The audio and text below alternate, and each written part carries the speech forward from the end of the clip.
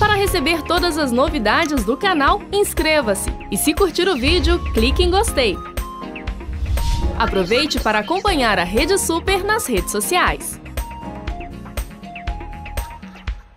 E hoje nós vamos continuar falando sobre o direito do trabalhador, Eita, né, Carol Malta Oficial? Aqui, tem direito demais. Doutor Irlan Mello, muito bom dia tê-lo conosco. Bom dia, bom dia. Seja muito bem-vindo. Carol, você não dá as boas-vindas para mim, porque já tem um tempo que eu não converso aqui com o doutor Irlan. Participa do Seja quadro, bem-vindo né? também, Serginho. Obrigado. Mas realmente como tema... Quero ser a sua voz aqui, meu querido telespectador aqui, junto dessas duas feras do direito aqui, doutora Carol Malta Oficial, doutor Irlan Mello, o seu advogado. Doutor Irlan, uma honra poder estar aqui, Deus te abençoe. Uma honra também, né? É bom a gente estar falando sobre esse tema, que é um tema muito vasto, né? Então é por isso que a gente está já durante 3 quadros já falando sobre direito do trabalho. Se tiverem mais perguntas, né? Gente, pessoal aí que semana passada foram muitas perguntas e não deu tempo realmente de responder. Então não fica triste não, manda agora, aproveita. Hoje nós vamos ter um tempo significativo para te abençoar, para te ajudar. Então, manda a sua pergunta, aproveita todas as suas dúvidas. Está vivendo uma situação complicada aí? Manda aí para o nosso WhatsApp 98402-9756, som por gentileza, 98402-9756, WhatsApp aqui da Rede Super. Muito bom. Ah, muito bom. Aproveita, tira todas as suas dúvidas, que o doutor Irlan Mello está aqui para... É isso aí, para tentar ajudar, né? Vamos tentar. Você quer começar, já que tem muito tempo que você não participa, você quer começar perguntando? Pois é, eu já quero trazer aqui uma pergunta que nos vem aqui. Doutor Irlan, uma empresa, ela pode contratar um empregado para trabalhar menos de 44 horas semanais, recebendo um salário proporcional a essa jornada? Então, a pergunta é interessante porque você está falando de poder contratar. Você não pode ter a redução, se foi contratado para 44, você não pode ter a redução, você pode ter a redução da jornada, mas não pode ter a redução do salário, né? Mas se você contratar, nós tivemos uma medida provisória que acrescentou uma letra no artigo 58 da CLT. E aí, para trabalhos, para contrato de trabalho, onde o máximo da jornada não exceda 25 horas semanais, você pode contratar pagando proporcionalmente ao regime de 44 horas. Então, é possível. Inclusive, nesse momento, né, muitas empresas aproveitam isso, que é o momento, por exemplo, de contratar para o Natal. Então, você pode contratar por um período específico, aí faria, por exemplo, o contrato de experiência, ou então faz a contratação normal com um período menor de jornada de trabalho. E aí eu pergunto, doutor Irlan, quais seriam as jornadas de trabalho ali semanal que podem ser adotadas ali pelos empregados de condomínio? Então, nos empregados de condomínio, a gente tem vários tipos de jornada, né? Então, por exemplo, tem a jornada de 6 por 1, ou seja, trabalha 6 dias e descansa 1. Tem a jornada de 5 por 1, também você trabalha 5 dias e descansa 1. Agora, por exemplo, você tem o descanso mínimo, né? Entre as jornadas, que não tem que ser no mínimo de 11 horas. E aí, muitas vezes, os porteiros, por exemplo, que trabalham em condomínio, eles não fazem esse descanso. E aí eles teriam direito de hora extra do período integral. Então, isso é interessante também. Agora, tem o limite. Qual que é o limite? O limite são 8 horas diárias e 44 horas semanais. Agora, por exemplo, nesse caso aí, o síndico, ele tem que contribuir para a Previdência Social? É interessante a sua pergunta, né? Porque olha só, quando o síndico ele é remunerado, aí o que acontece? Há uma necessidade, tem uma lei que é a 9.876, que classificou os síndicos como contribuintes individuais. Então, ele precisa contribuir. E não necessariamente essa contribuição ela vai sair do condomínio. Agora, precisa ter uma previsão na Assembleia. Se houver uma previsão na Assembleia que definiu, por exemplo, a remuneração do síndico, então vai precisar, sim, fazer o recolhimento do INSS. Aí pode tirar também desses encargos aí dentro do valor do condomínio. Exatamente. Muito bom. Esse é o cara. Ô, doutor Irlan, tem uma pergunta aqui para o senhor. Pois não. As empresas elas estão obrigadas a realizar exames médicos em seus empregados? Então, é obrigatório, nós temos o artigo 168 da CLT e também tem um conjunto de normas, né, que é aquelas NRs, né, normas regulamentadoras, NR5, NR6, principalmente NR7, que fala que todas as empresas elas têm que fazer exames periódicos. Mas aí a pergunta é, quanto tempo, né, que precisa ser feito, né? Pelo menos de 12 em 12 meses. Mas a maioria das empresas, muitas vezes elas deixam para fazer o exame apenas admissional e depois o exame demissional. E você não tem os exames periódicos. Então, quais são essas ocasiões fala pra gente quais são, então, as ocasiões desses exames aí, desses referidos exames. Então, na admissão e na demissão é obrigatório. Você precisa ter esse exame, porque senão você não consegue homologar, por exemplo, uma dispensa por justa causa ou sem justa causa no sindicato. Poucas pessoas sabem, mas quando há uma mudança de função, também precisa fazer o exame. É algo que está previsto na legislação. Principalmente se essa mudança de função vai expor o trabalhador a risco. E o risco não é só insalubridade, periculosidade. Nós temos, por exemplo, os riscos ergonômicos. Às vezes a pessoa está trabalhando num escritório e ela muda de função e antes ela trabalhava, por exemplo, na recepção em pé e ela vai passar a trabalhar dentro do escritório sentado o tempo todo. E ali causa um risco ergonômico. Então precisa sim fazer um exame. Outra coisa também é se a pessoa se afastar da empresa por um período superior a 30 dias. Nesses casos, por exemplo, a pessoa normalmente ela é encaminhada para o INSS. E o INSS é que paga o salário, é um afastamento por auxílio-doença. Então, quando ela retorna, ela precisa passar pelo médico do trabalho para ser avaliada. Por quê? Não são raros os casos, e talvez até alguns dos telespectadores até já passaram por isso, de que o INSS libera para retornar à empresa. Mas quando ele chega na empresa, ele não consegue trabalhar. E aí o médico do trabalho dá um novo laudo para ele, dizendo exatamente isso. Olha, você precisa retornar ao INSS, passar por uma nova perícia, porque você não está apto para o trabalho. E aí é uma questão também que é obrigatória quando se retorna de um auxílio-doença. E a gente tem perguntas, você pode e deve enviar no nosso WhatsApp aqui, 98402-9756, 98402-9756. Faça aqui, ó, como o Hildo Daniel, de Bauru, São Paulo. Deus abençoe, Hildo. Obrigada por participar. E participem mesmo, gente. Pode, aproveita o seu advogado aqui sobre os direitos do trabalhador. Consultoria jurídica gratuita para você. É isso mesmo. Doutor Irlan, o que devemos fazer se a empresa em que a gente trabalha não deposita o fundo de garantia? Olha só, como que é o nome dele? Hildo. Hildo, numa situação como essa, você tem direito, por exemplo, de ingressar com uma reclamação trabalhista solicitando a rescisão indireta do seu contrato de trabalho. Por quê? Uma das obrigações da empresa é manter em dia todos os encargos sociais e também o fundo de garantia. Uma vez que não é feito o pagamento do fundo de garantia, é uma causa para rescisão do contrato de trabalho. Porém, muitas pessoas, quando vão ingressar com a ação na justiça de rescisão indireta por conta da falta do fundo de garantia, elas não juntam o extrato. E é necessário juntar, porque você tem que comprovar, não basta apenas alegar. Então, meu conselho para você é, se realmente você verificar que não tem mais condições de permanecer na empresa por conta da falta do depósito do fundo de garantia, vá à Caixa Econômica Federal, pegue um extrato, comprove que o valor não está sendo pago e depois você pode ingressar com a ação. Normalmente acontece também o seguinte, quando o empregador não está depositando o fundo de garantia, normalmente ele também não está ele está retendo indevidamente o INSS, mas não está recolhendo. Porque tem o desconto, né, quando você vai receber, mas ele não recolhe. Então é importante também ir ao INSS e verificar se as contribuições previdenciárias estão sendo pagas, porque é uma causa de rescisão indireta do contrato de trabalho. Aí ele vai receber todos os direitos, como se ele tivesse sido mandado embora. Tem muita gente perguntando aqui. Agora, deixa eu fazer uma pergunta aqui para o doutor Irlan aqui. Doutor Irlan, tem aquele PPRA, né, que é o programa de prevenção de riscos ambientais. A empresa, ela é obrigada a implementar esse programa, doutor Irlan? Então, olha só, se você tem risco no seu ambiente de trabalho, ou seja, risco ambiental, Por exemplo, empresas que mexem com produtos químicos, empresas que, por exemplo, empresas de metalurgia, siderurgia, qualquer risco ambiental.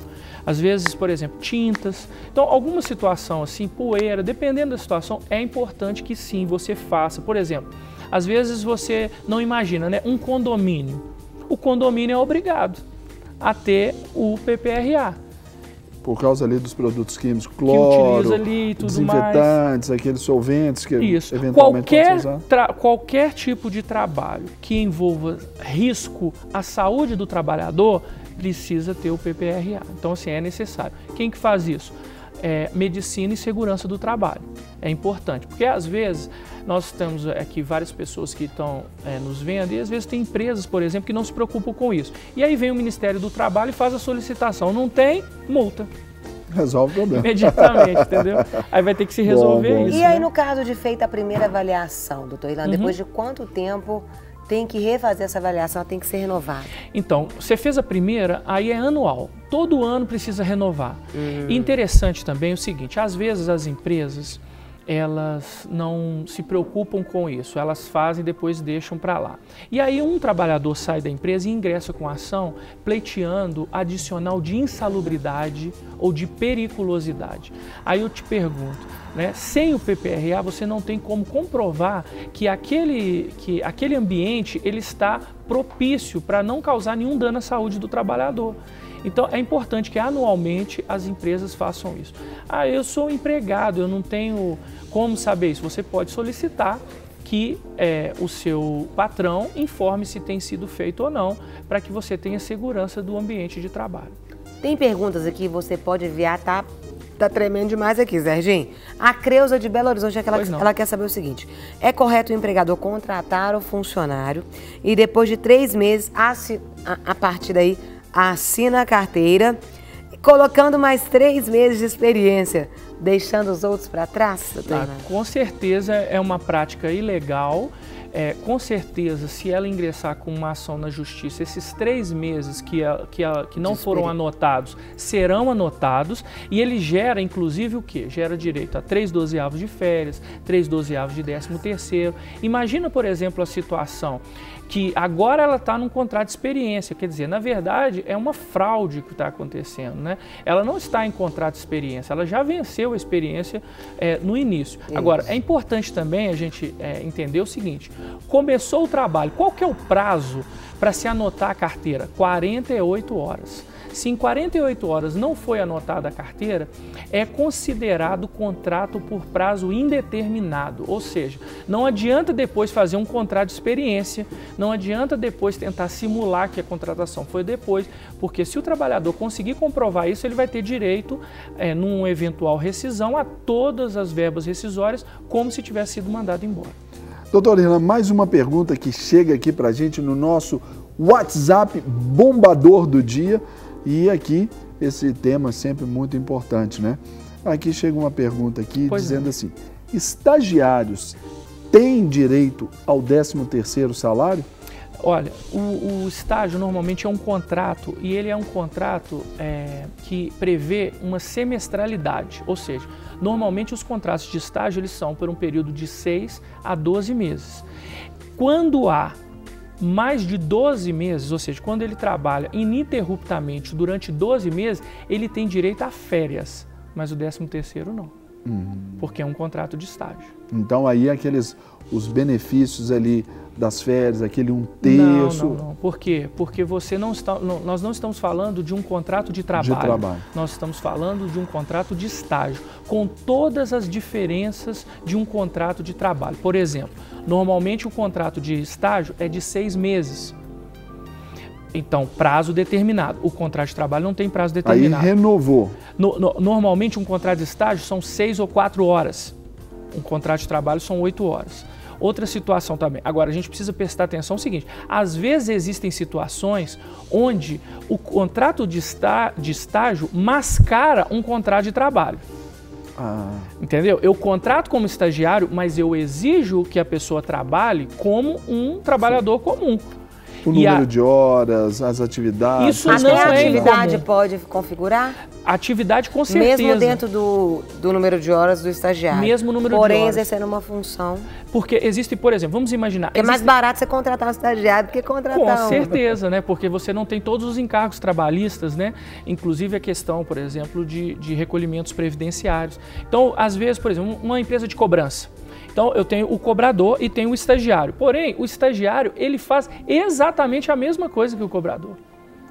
Ele não está ali para aprender qual que é a função do estágio, qual que é o objetivo do estágio. Que aquele estudante, porque é um estudante que está em curso, ele tenha possibilidade de aprender aquilo que ele vai desenvolver depois de formado. Mas muitas vezes as pessoas utilizam isso como uma mão de obra mais barata. E por quanto que ele se contrata, ele pode ser prorrogado? 6 meses ele pode ser prorrogado só por mais 6 meses ou ainda permite algo mais? O prazo máximo na legislação são 24 meses. 24 então, meses. até 24 meses. Agora, depende também do aluno estar matriculado. Sim. Então, por exemplo, depois de 12 meses ele formou, então ele não pode fazer um novo contrato, mesmo porque os contratos... tem que estar vinculado à sua formação e os acadêmica. Contratos de estágio, pastor Serginho, eles também têm as assinaturas das faculdades ou das escolas técnicas. Então, por exemplo, se vier uma fiscalização do Ministério do Trabalho, ele vai solicitar que se apresente o contrato. E no contrato tem que ter a assinatura, por exemplo, das universidades ou das escolas técnicas. Está sendo supervisionado. Exatamente. Direitinho. Muito bom. Temos aqui participação no nosso WhatsApp, aproveite, 984029756. E a Stefane de Belo Horizonte são várias perguntas, doutor Irlan. Vamos lá. Vamos por partes. Meu marido trabalha na escala de 12 por 36 e tem uma folga por mês. No último mês, ele esteve de atestado médico durante 25 dias por causa de um acidente de moto. Ele perde o direito de folga? De folga ou de férias? Provavelmente ela quis dizer férias, né? Com 25 dias folga? de falta, provavelmente ele, salvo engano, se eu não estiver errado, ele ainda tem direito a 12 dias, porque ele tem um atestado.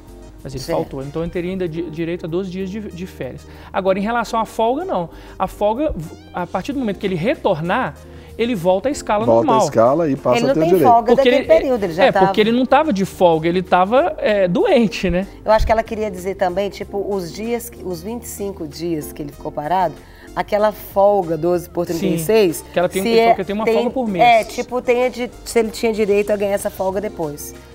Ela está dizendo, pode ser que ela está imaginando o seguinte, que esses 25 dias mais 5 interam 30 dias, né? E aí, se ele poderia ter a folga dele normal. Tem que ver a escala de trabalho dele. E a respeito do acidente que foi a caminho do trabalho, Sim. Ele tem direito a ter as despesas médicas pagas? A questão toda é a seguinte, primeiro, quando você tem um acidente, é gerado um documento que demonstra que aquele acidente foi em decorrente de um acidente de trabalho ou no decorrer do trabalho. Precisa saber em qual classificação que o INSS colocou esse auxílio. Entendi. Foi um auxílio acidentário ou foi um auxílio doença? Entendeu? Então é interessante descobrir essa situação. Por quê? Porque outra coisa também que tem que ver, por exemplo, ele estava se deslocando de carro, nós temos o DPVAT. De moto. Tem de moto aqui. O DPVAT, que arca com os pagamentos desses valores e de muito despesas simples até muito simples, não precisa nem de intermediário. Então ela poderia recorrer. Agora, dependendo do tipo de acidente que foi, ele pode ter direito a uma indenização por danos morais ou materiais, danos estéticos, dependendo do que aconteceu com ele. Então seria interessante que ela procurasse um profissional para que pudesse orientar de forma mais clara. E tem mais uma outra pergunta, Sim. A última. Eu perdi meu auxílio maternidade porque uma empresa que eu trabalhei não pagou os 8 meses de INSS. Sim. Procurei a empresa, eles pagaram depois da minha reclamação, mas demora meses para cair no sistema da Previdência. Tentei recorrer com o INSS, mas eles indeferiram o meu pedido. O que devo fazer? A quem devo recorrer? Ela precisa ingressar. Primeiro, ela não perdeu indefinidamente esse direito. Ela consegue receber. Mesmo que eles não tivessem pago o valor do INSS, ela ainda conseguiria receber. Por quê? Porque é obrigação do INSS a fiscalização. Então, ela poderia fazer o quê? Ela poderia ingressar com uma ação no Juizado Especial Federal, não há necessidade de advogado, você pode ir diretamente pleiteando o pagamento do auxílio maternidade e, com certeza, se você tiver a prova de que você estava trabalhando, né, por ocasião do período de licença maternidade, aí você vai ter direito de receber. Então, procure o Juizado Especial Federal. Doutor Irlan, vem uma pergunta da Bahia, da Uzi Cleide, e ela pergunta: gostaria de saber como são contadas as horas extras. Então, hora extra é o seguinte, a partir do a legislação, ela estabelece que você pode fazer um limite de 2 horas extras por dia. O que é hora extra? Seu contrato de trabalho, vamos imaginar que ele termina às 18 horas. E a partir das 18h01 começa a contar a hora extra. Agora, qual que é o cálculo para se chegar na hora extra? Imagina que cada profissão tem um sindicato e os sindicatos eles elaboram as convenções coletivas de trabalho. Cada convenção pode estabelecer de modo diverso o valor do percentual de hora, no caso de hora extra. Então vamos imaginar que o seu sindicato diz que a hora extra tem que ser remunerada a 100%. Então você pega o seu salário, pega um salário, divide por 220, você vai ter o valor da sua hora. E se for 100%, você multiplica por 2. Então, a partir daí, você tem o cálculo de cada hora extra, quanto que é, e aí, a partir daí, você tem como saber quantas horas extras você fez no mês e qual o valor que você vai receber. Se no sindicato não falar nada, a convenção coletiva não falar nada, a lei diz que a hora extra tem que ser remunerada com, no mínimo, 50%. Doutor Irlan, é obrigatória a existência de CIPA aí nas empresas? Então, para todas as empresas que contem com mais de 51 empregados, é obrigatório. Então, se, por exemplo, tem mais de 51 empregados, aí você precisa sim ter a eleição da CIPA, né? Formalizar isso perante a norma regulamentadora, porque isso é uma regra do Ministério do Trabalho. A partir de 51 empregados é obrigatório. Qual que é a função, né? Qual o propósito da CIPA dentro da empresa? Então, às vezes, principalmente as empresas, elas não veem com bons olhos a CIPA, né? Mas, na verdade, o objetivo é o quê? Prevenção de acidentes. Prevenção de acidentes e doenças decorrentes do trabalho. Então, por exemplo, uma pessoa que foi eleita pela CIPA, ela está trabalhando para quê? Para evitar que aconteçam acidentes, para propor soluções, para que evite que aconteça algo de prejuízo à saúde do trabalhador. Então, o objetivo é sempre esse. Agora aqui, Irlan, chega uma pergunta aqui no nosso WhatsApp da Ana Paula de Betim. Ela informa que ela trabalhou numa empresa durante 1 ano, ela foi mandada embora no dia 4 de novembro. Certo. Eles já depositaram um acerto, mas eles marcaram para a homologação desse acerto no dia 30 de novembro. Ela está achando esse tempo muito extenso. É isso mesmo? Então, tá certo?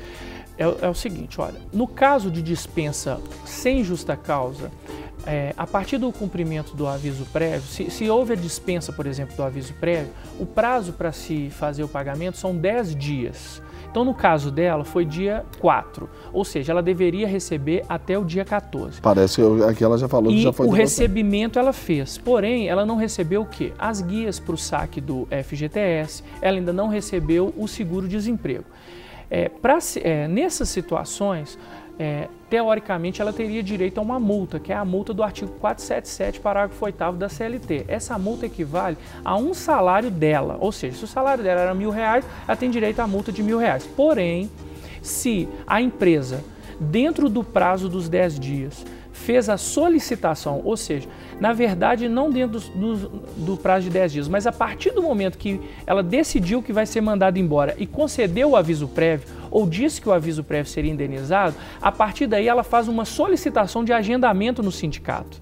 Então pode acontecer isso, ela fez a solicitação e essa solicitação ultrapassou esse prazo de 10 dias. Por causa da demanda do próprio sindicato lá. Exatamente. Né? Então meu conselho para ela é o seguinte, no dia 30, quando você estiver no sindicato, solicite ao agente homologador, a pessoa que vai te atender ali, que ela informe quando foi feito o agendamento.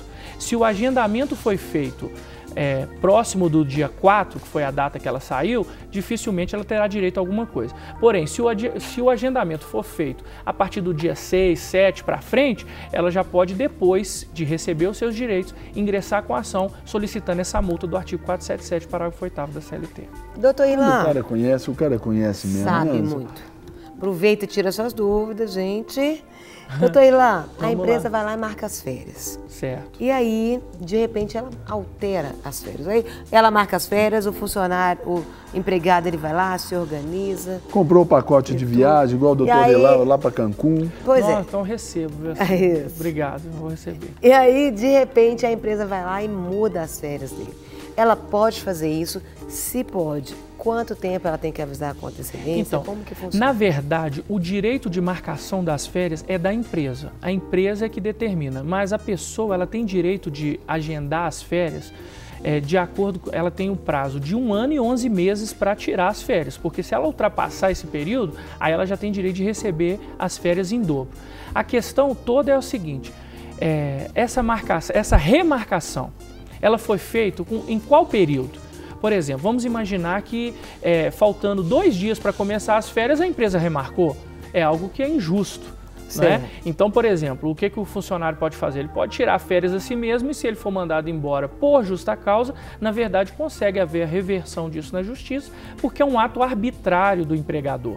Isso não pode ser feito. Agora, se as férias estão marcadas com um prazo mais dilatado e houve a mudança e isso não trouxe um prejuízo, vamos imaginar, por exemplo, que o empregado já comprou passagens, né? Já está com tudo agendado, hotel, já está tudo programado. Então, se ele tem como comprovar isso, dificilmente a empresa vai conseguir remarcar, porque senão ela vai ter que assumir esse prejuízo. Porque foi feita a solicitação foi aceita, né? E a partir daí depois houve a mudança. Então, minha sugestão para o empregado, para os trabalhadores uma vez definida a data das suas férias, documente de alguma forma, não é? Peça por escrito, ou então você... Um e-mail, assim, às vezes, da alguma chefia coisa para autorizando. você depois ter como se justificar. Entendi. Ah, não, mas teve uma mudança, só que eu não posso aceitar essa mudança porque eu já estou com tudo programado e vocês já estavam cientes porque eu tenho aqui um e-mail dizendo isso, não é? Agora, voltando aqui, Irlan, sobre aquela questão da CIPA. Sim. E a estabilidade daquele funcionário ali, cipeiro, vamos dizer assim. Isso. É isso mesmo, essa expressão? Cipeiro, está correto. Explica então quem que é o cipeiro e aí... Então, o cipeiro é aquela pessoa que é eleito, vamos imaginar, dentro de uma empresa com 51, você elege um representante dos empregados e também você tem um representante da empresa, né? E você tem também os suplentes. O que é eleito, ele tem direito à estabilidade, a nossa Constituição prevê isso. Porém, só quem tem estabilidade são aqueles que são eleitos e também os representantes dos empregados. Um cipeiro, representante da empresa, não tem estabilidade, porque às vezes a gente acha que tem, né? E não tem, não. E também acontece o seguinte, se houver um motivo de força maior, essa estabilidade se perde. Exemplo, a empresa faliu. Então não tem como você solicitar que seja garantido o direito da estabilidade. Outra situação, o cipeiro, o empregado, ele pratica um ato passível de justa causa. Também ele pode perder o seu direito à estabilidade. Agora você diz sobre uma eleição. Se ele foi eleito, então ele tem direito a essa estabilidade, esse que é representante dos empregados. Agora, essa eleição, esse período aí desse mandato dele, desse encargo dele, tem duração? Qual é a duração? Varia? Isso. Normalmente o período de duração é 1 ano, com possibilidade de mais 1 ano, ou seja, ou de 2 anos com mais 2 anos. Normalmente é 1 ano. Agora, a estabilidade é até 1 ano após a saída dele. Mesmo porque tudo na lei tem um objetivo e tem uma explicação, né? Então a pessoa... Então só voltar aqui. Então ele pode ser reeleito por mais um período. O máximo. Então se são 2 anos, ele pode ficar até 4. 4. Ponto. Acabou 4 anos, essa estabilidade vale então até o 5º, vamos Exatamente, dizer assim. ele tem mais 1 ano de estabilidade. Então, mas normalmente é 1 ano, depois com 1 ano de estabilidade.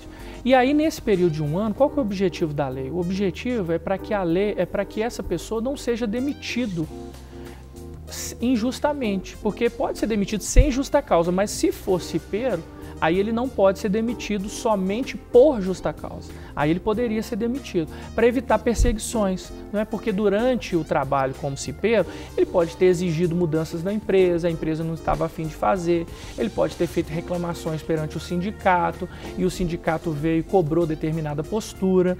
Então, assim, terminou o mandato, mais 1 ano de estabilidade. Doutor Ilan, tem pergunta aqui chegando para o senhor. Só falar mais uma coisa, Carol, às vezes a pessoa é eleita e acha que agora ele pode fazer tudo.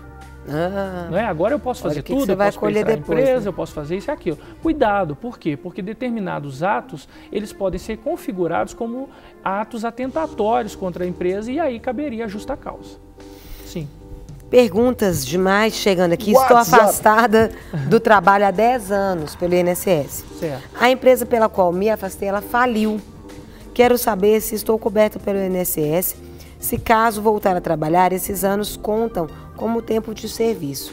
É a Regina. Vamos começar pelo final, né? Sim, contam como tempo de serviço. Porém, como a empresa faliu, como ela disse, ela está resguardada, sim, durante o período em que ela está afastada. Certo. Vamos imaginar que o INSS a libere e ela volte a trabalhar. Ela voltando a trabalhar, o contrato dela está suspenso, ou seja, por mais que a empresa faliu, o contrato está suspenso. Regressou para a empresa, não tem como voltar porque faliu. Então, o que ela vai fazer? Vai fazer a extinção desse contrato de trabalho, ela pode retornar para o mercado e esses 10 anos são contados como contribuição previdenciária. Ou seja, se ela precisar de apenas mais 5 anos para se aposentar, ela trabalharia mais esses 5 anos e se aposentaria normalmente.